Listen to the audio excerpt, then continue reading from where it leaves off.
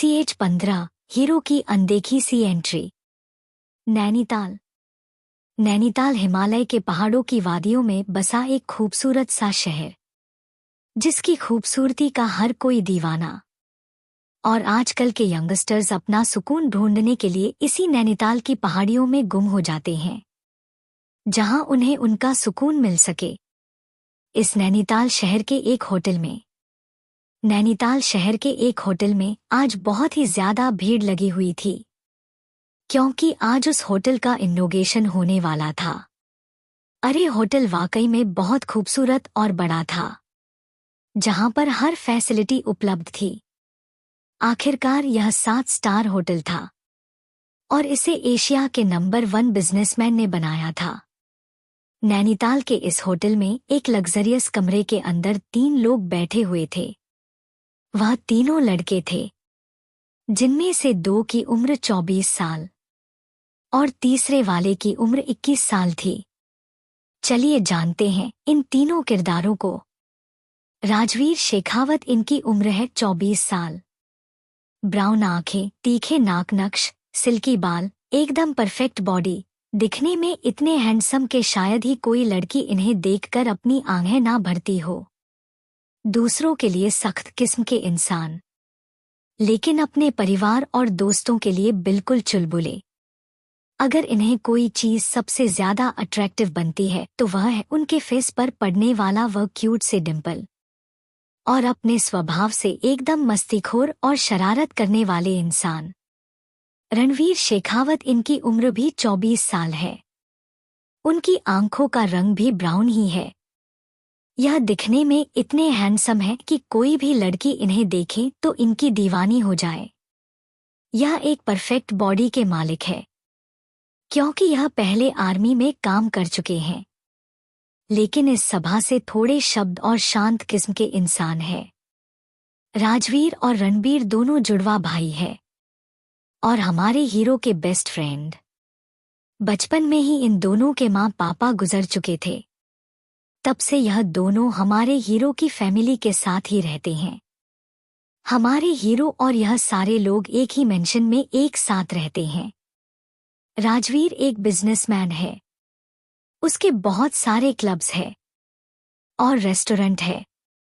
वहीं रणवीर के बहुत सारे आइलैंड है, जहां पर उसने अपनी खुद की एक सिक्योरिटी टीम बनाई हुई है, जिसका नाम आरएस है। वह हमारे हीरो के साथ साथ इस देश के बड़े बड़े लोग यहाँ लगे तक कि प्रधानमंत्री और बाकी सारे मिनिस्टर्स को भी सिक्योरिटी प्रोवाइड करते हैं। अब आते हैं तीसरे इंसान की तरफ। वहां पर जो तीसरे इंसान बैठे हैं उनका नाम है रूहान। मैं आप सब लोगों को सरनेम अभी नहीं बता रही। यह हमारे हीरो के छोटे भाई हैं। यह अभी सिर्फ 21 साल के हैं और अपनी कॉलेज में पढ़ाई कर रही हैं, लेकिन इतनी सी उम्र में ही वह फिल्म इंडस्ट्री के जाने माने स्टार है और उनकी खुद की कंपनी है, जहां पर यह लोग न्यू कमर को साइन करते हैं और उन्हें फिल्म इंडस्ट्री में आने का मौका देते हैं। और उनके साथ ही इन्हें फोटोग्राफी का भी बहुत शौक है। इन्होंने अपने खुद के स्टूडियो भी खोले हुए हैं। चलिए कहानी की तरफ आगे बढ़ते हैं। राजवीर रूहान और रणवीर की तरफ देखते हुए बोला, तो दोस्तों आप लोगों को क्या लगता है ब्रो आएगा?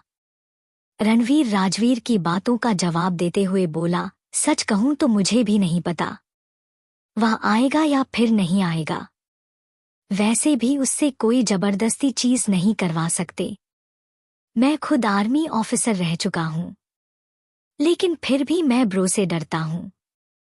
उसका गुस्सा ना बिल्कुल डायनेमिक टाइप है। एक बार उसे गुस्सा आ गया तो फिर समझ लो 56 लोग इस दुनिया को छोड़कर न के दरवाजे पर जरूर पहुंच चुके होंगे। रूहान उन दोनों की तरफ देखते हुए बोला, राजवीर भाई, रणवीर भाई, आप दोनों रिलैक्स हो जाइए। भाई को तो यहाँ पर आना ही होगा। दादी ने उन्हें अपनी कसम देकर यहाँ पर बुलाया है। भाई के कोई बिजनेस पार्टनर है जो इस होटल के ओनरशिप में है।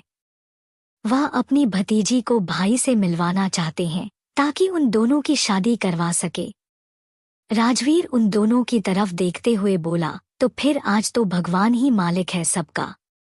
राजवीर का इस तरह नौटंकी करते हुए बोलने से रूहान और रणवीर दोनों को ही हंसी आ गई। थोड़ी देर बाद रणवीर, राजवीर और रूहान तीनों तैयार हो चुके थे और इस वक्त होटल के हॉल में बैठकर हमारे हीरो का इंतजार कर रहे थे। तभी उनके पास 50 साल का एक इंसान आया और उनसे बोला, क्या हुआ है मिस्टर शेखावत? अब तक का किंग क्यों नहीं आए हैं? इनॉग्रेशन का वक्त हो गया है, क्या कोई प्रॉब्लम है? इनॉग्रेशन का टाइम तो आधे घंटे पहले से था, लेकिन अभी तक किंग ही नहीं आए हैं, तो हम स्टार्ट कैसे कर सकते हैं? आप प्लीज जरा किंग से बात कीजिए ना, ताकि वह जल्दी यहाँ आ जाए। रणवीर उनकी बातों का जवाब देते हुए बोला, देखिए मिस्टर चौधरी, हमें भी नहीं पता कि इस वक्त किंग कहाँ है और वह यहाँ आएंगे भी या नहीं, इसलिए मैं यह कहता हूँ कि आप इनॉग्रेशन शुरू कर दीजिए। मिस्टर चौधरी को और रणवीर की बातों का थोड़ा बुरा लगा, क्योंकि वह अपनी भतीजी की शादी किंग से करवाना चाहते थे। मिस्टर चौधरी ने उन सब की तरफ देखते हुए कहा, नहीं नहीं, जब इतना इंतजार किया है तो 10-15 मिनट और सही, हम थोड़ी देर और किंग का इंतजार कर लेते हैं। राजवीर रणवीर की तरफ देखते हुए बोला, इसे कुछ ज्यादा ही जल्दी नहीं है हमारे किंग से मिलने की? रणवीर मुस्कुराते हुए बोला, जल्दी तो होगी ही, आखिर अपनी भतीजी की शादी हमारे किंग से करने का सपना जो देख रहा है यह सिर्फ यही क्यों, यहाँ पर जितने भी लोग खड़े हैं जो अपनी बेटियों को लेकर आए हैं, वह सभी यही सपना देख रहे हैं। आखिर हमारा किंग एशिया का नंबर 1 बिजनेसमैन जो है। राजवीर ने भी उसकी बातों का जवाब दिया, सही कहा तुमने।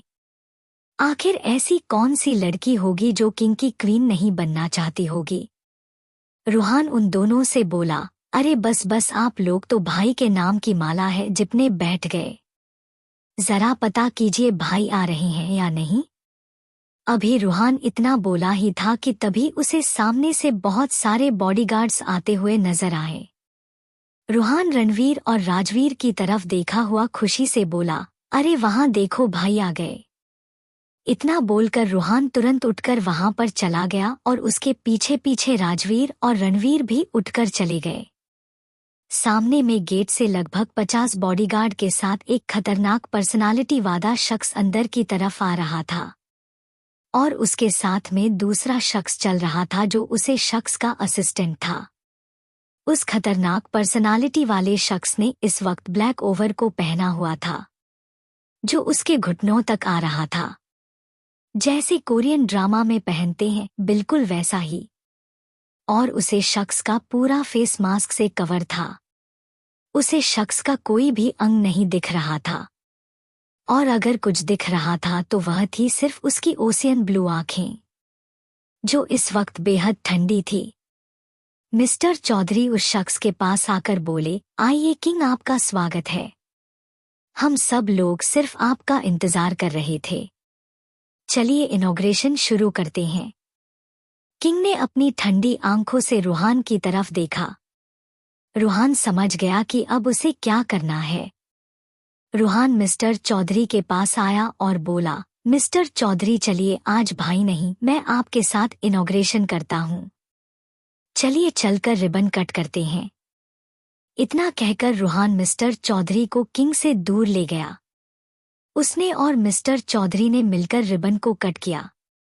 रिबन कट होने के बाद मिस्टर चौधरी फिर से किंग के पास आए और किंग से बोले, किंग मुझे आपको किसी से मिलवाना है। मिलिए, यह है मेरी भतीजी डॉट। मिस्टर चौधरी इतना ही बोल पाए थे कि तभी किंग वहां से चले गए और उनके पीछे पीछे राजवीर भी उनके साथ चला गया। मिस्टर चौधरी का सर शर्म से झुक गया था। कहाँ वह अपनी भतीजी को किंग से मिलवाने चाहते थे, लेकिन यहाँ तो किंग ने ही उनको इग्नोर कर दिया। राजवीर किंग के पीछे पीछे दौड़कर जाने लगा। किंग को भी पता था कि राजवीर उसके पीछे पीछे आ रहा है। किंग ने गाड़ी की चाबी राजवीर के तरफ उछाल दी और राजवीर ने भी उन चाबी को कैच कर लिया। राजवीर तुरंत ड्राइविंग सीट पर बैठ गया और किंग उसके बगल में पैसेंजर सीट पर। राजवीर गाड़ी को ड्राइव करते हुए किंग से बोला, ब्रो तुम्हें पता है हमें तो लगा था कि तुम आने ही नहीं वाले हो, लेकिन हम सब यह बात भूल गए थे कि तुम कभी भी दादी की बातों को नहीं डाल सकते, इसलिए तुम आज यहाँ पर आ ही गए। किंग ने राजवीर की बातों का कोई जवाब नहीं दिया, वह सिर्फ आगे की तरफ देख रहा था। फिर किंग ने राजवीर की तरफ देखते हुए कहा, लिफ्ट। किंग ने सिर्फ इतना ही कहा था।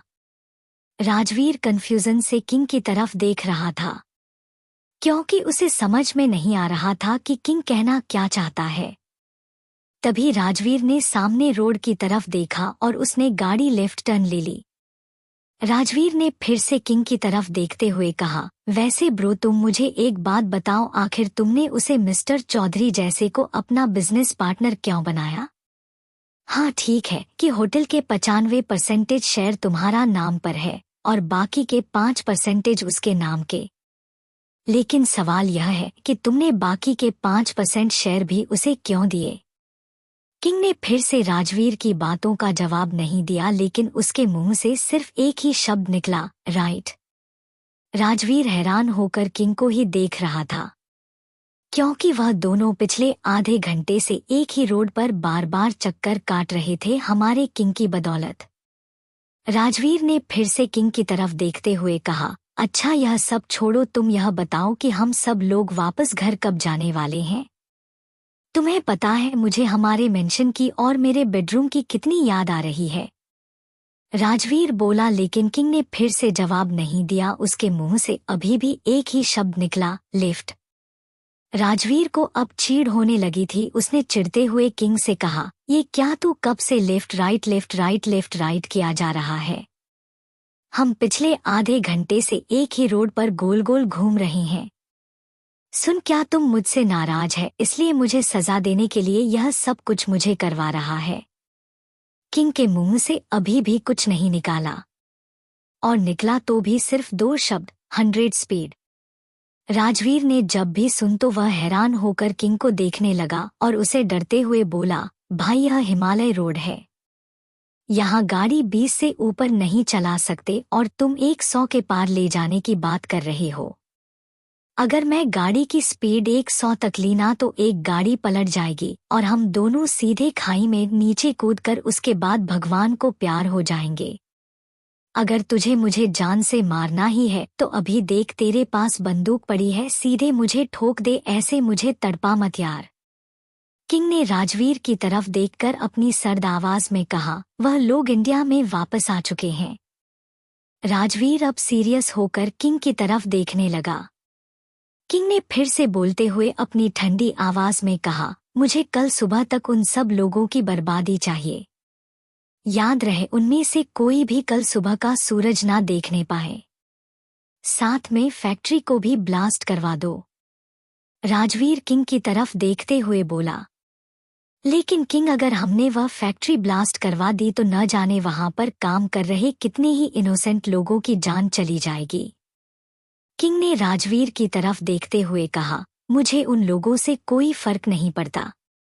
अगर वह लोग इस दुनिया को छोड़कर चले जाते हैं तो इस धरती का थोड़ा बोझ ही कम होगा।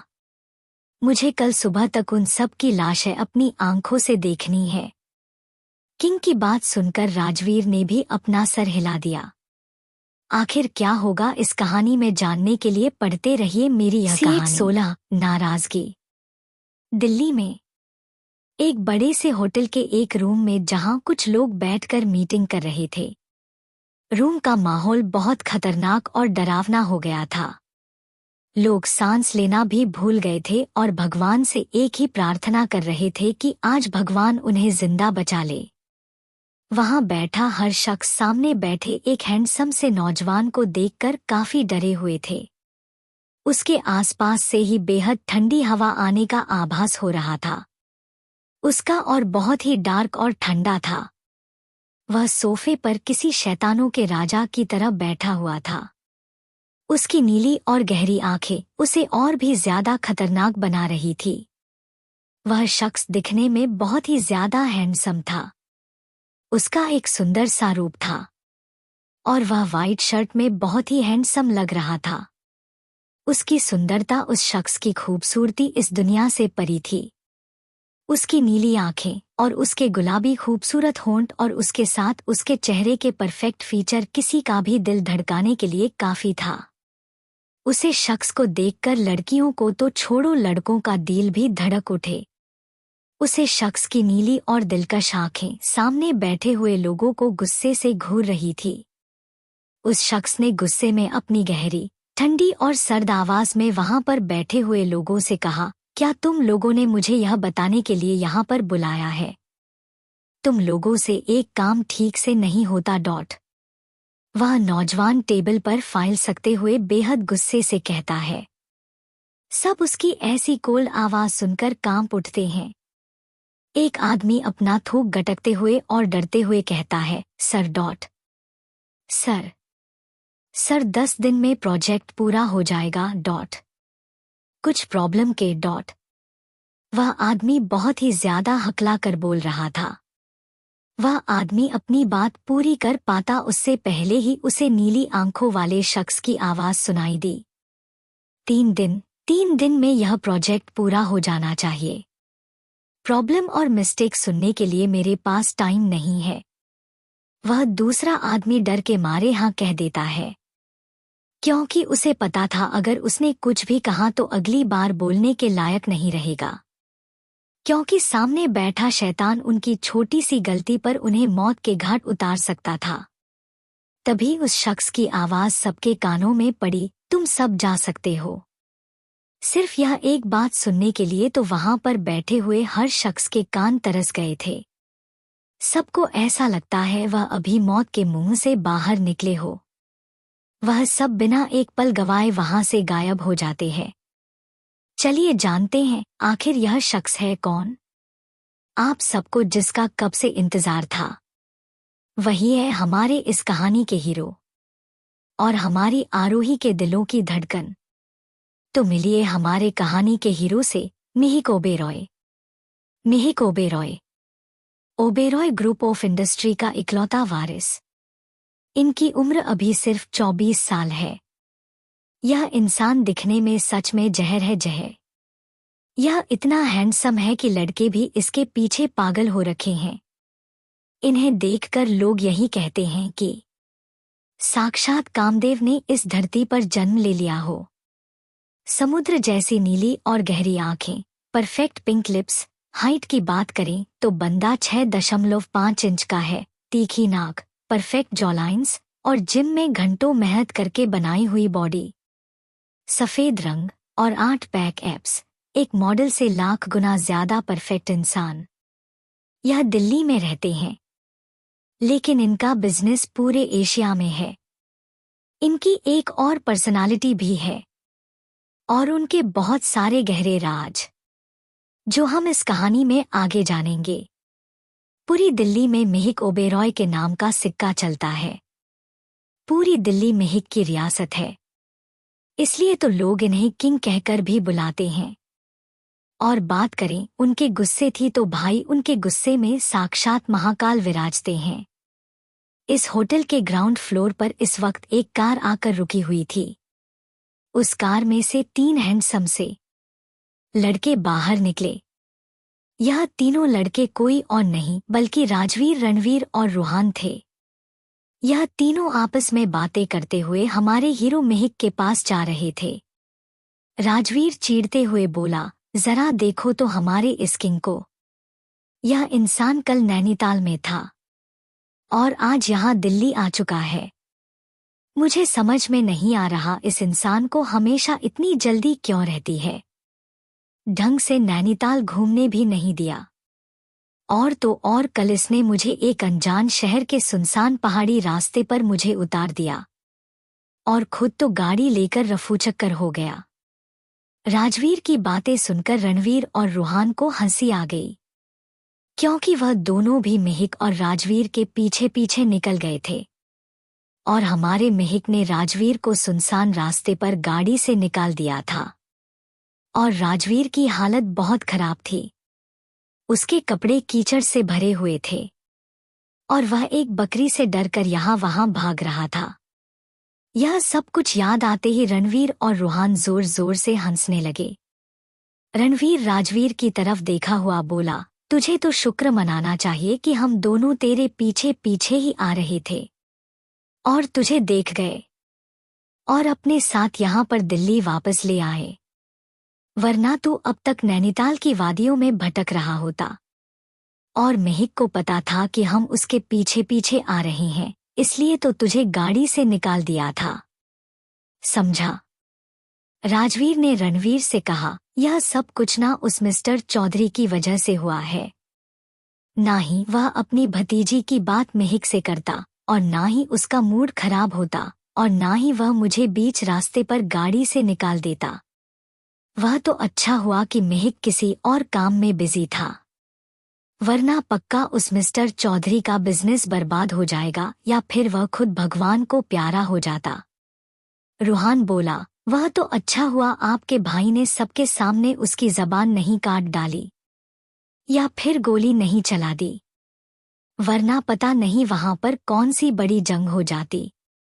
रणवीर हम दोनों की तरफ देखता हुए बोला, यह सारी बचकानी बातें छोड़ो और राजवीर तुम मुझे यह बताओ, महक ने जो तुम्हें काम कल रात को करने को दिया था वह तुमने कर दिया?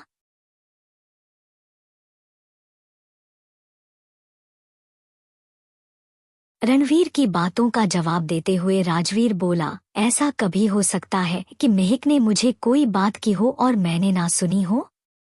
वह काम कल रात को ही मैंने अपने आदमियों से कहकर करवा दिया था। वह तीनों बातें करते करते महक के कमरे में पहुंच चुके थे। उन तीनों ने बाहर से कमरे का दरवाजा नॉक किया। उन तीनों को अंदर से एक बेहद ठंडी आवाज आई, कम इन।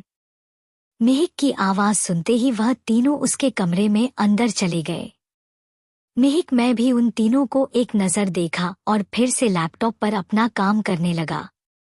महक ने राजवीर की तरफ देखते हुए कहा, जो काम मैंने कल रात तुम्हें दिया था वह हो गया? राजवीर ने भी सीरियस फेस बनाते हुए महक को जवाब दिया, हाँ किंग, कल रात तुमने जो मुझे काम दिया था वह हो गया। तुमने जिस तरीके से कहा था ठीक वैसा ही मैंने पूरी की पूरी फैक्ट्री को ब्लास्ट करवा दिया है। कल रात जितने भी लोग उस फैक्ट्री में काम कर रहे थे उनमें से अब कोई भी जिंदा नहीं बचा। और तुमने जैसा कहा था कल वह शख्स भी वहीं पर था। हमारे आदमियों ने उसे पकड़ लिया है और इस वक्त वह बेसमेंट में है।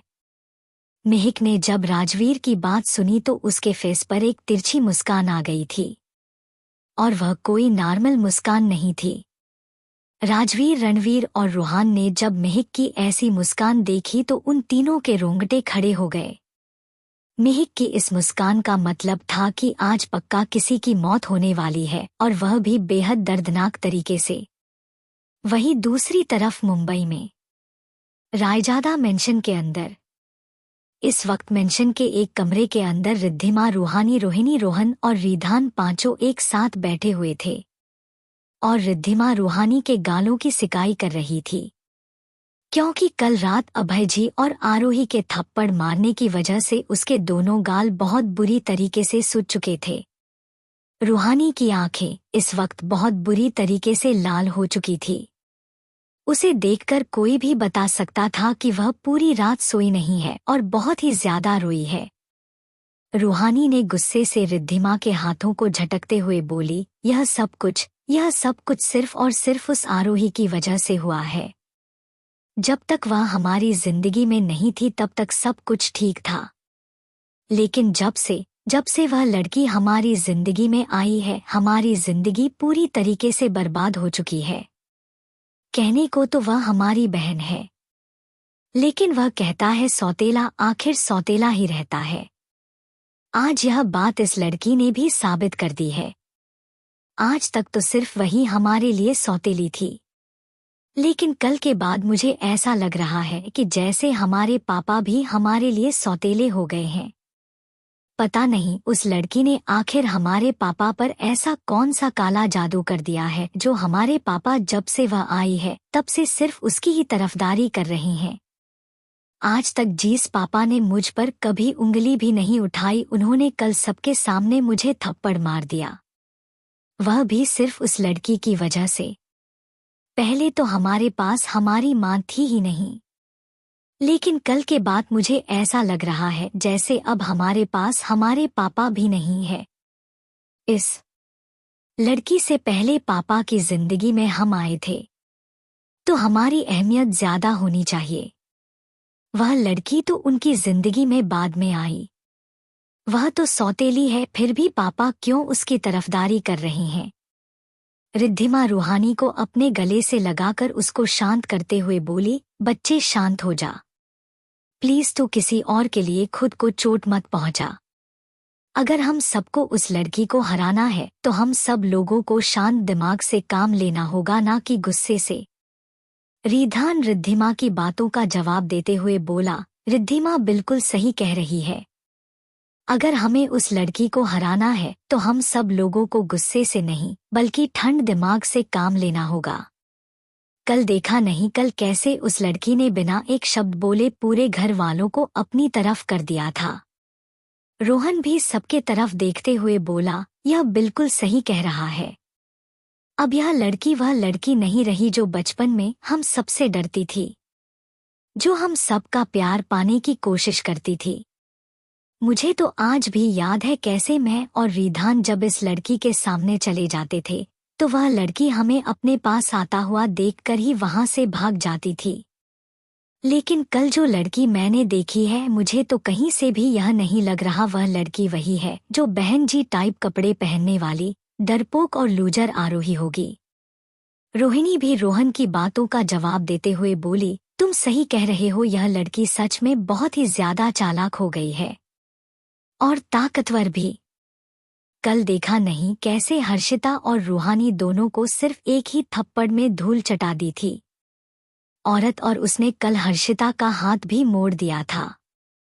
रिद्धिमा उन सब की बातों का जवाब देते हुए बोली, आप सब सही कह रहे हो, लेकिन आपने सब ने एक बात नोटिस नहीं की। कल उस लड़की ने जो वीडियो दिखाया था, आखिर वह वीडियो उसके पास कैसे आया? अगर हम लोग यह मान लेते हैं कि उसने सीसीटीवी कैमरे से वह वीडियो लिया है, लेकिन फिर भी उसे वीडियो में साउंड कहाँ से आया? और वह लड़की खुद तो वीडियो रिकॉर्डिंग कर नहीं सकती थी, क्योंकि अगर वह वीडियो रिकॉर्डिंग कर रही होती तो वह हमारे साथ नहीं होती।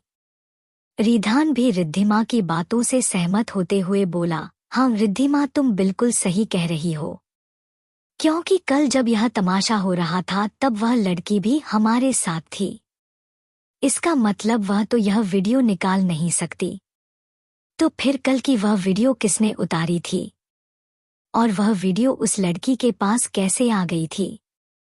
रोहिणी सबकी तरफ देखते हुए बोली, यार यह लड़की तो धीरे धीरे एक मिस्ट्री की तरह बनती जा रही है। सच में मुझे उस लड़की पर बहुत ही गुस्सा आ रहा है। सच कहो तो मुझे इस लड़की से नफरत होने लगी है।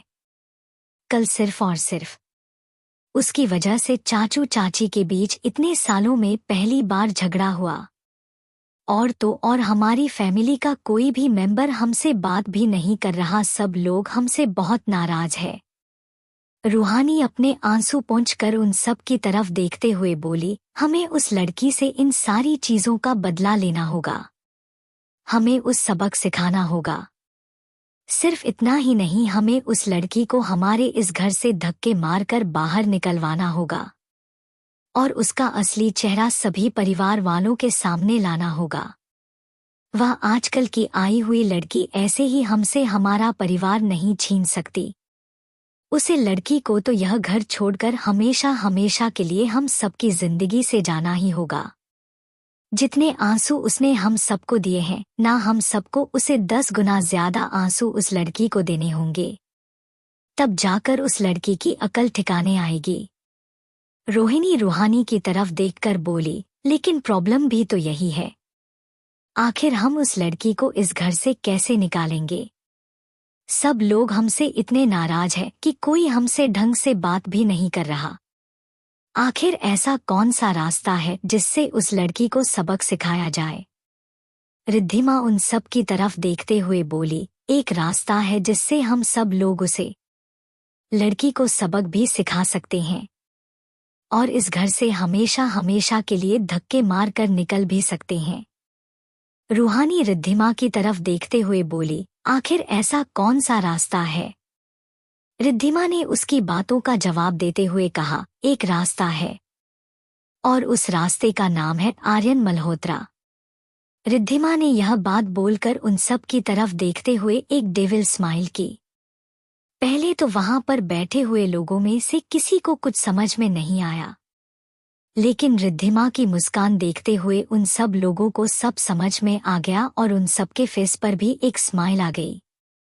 आखिर क्या होने वाला है इस कहानी में, ये कुछ जानने के लिए पढ़ते रहिए मेरी यह कहानी।